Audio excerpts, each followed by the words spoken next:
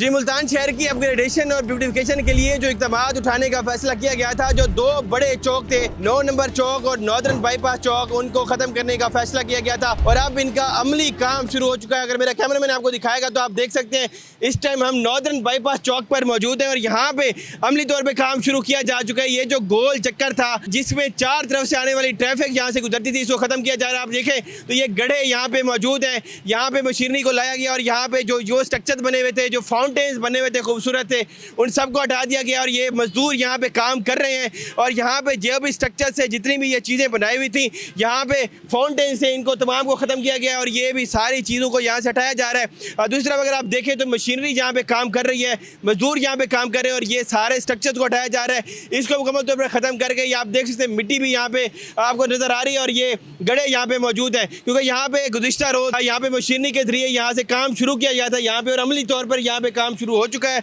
और ये जो दो चौक बड़े चौकों को ख़त्म करने का फैसला किया गया था, 9 नंबर चौक और नॉर्दर्न बाईपास चौक, यहाँ से ये इस टाइम हम नॉर्दर्न बाईपास चौक पर मौजूद है और यहाँ पे चार तरफ से डबल रूट की ट्रैफिक यहाँ पे आती है और यहाँ से गुजर के जाती है। अब यहाँ पे मेरा कैमरामैन आपको दिखाया तो आप देख सकते हैं ये सारे के सारे ये स्ट्रक्चर जो है ये सारा मसमार किया गया है। ये जो चीज़ें पहले एक अरसा पहले जो प्लानिंग की गई थी मुल्तान की डेवलपमेंट के लिए, वो चीज़ें बनाने का फैसला किया गया था, अब मगर इसको तोड़ने का फैसला किया गया है। ये इसलिए कि क्योंकि मुल्तान के अंदर जो ट्रैफिक के दरीना मसाइल हैं बोसा रोड के ऊपर ख़ुसूसी तौर पर,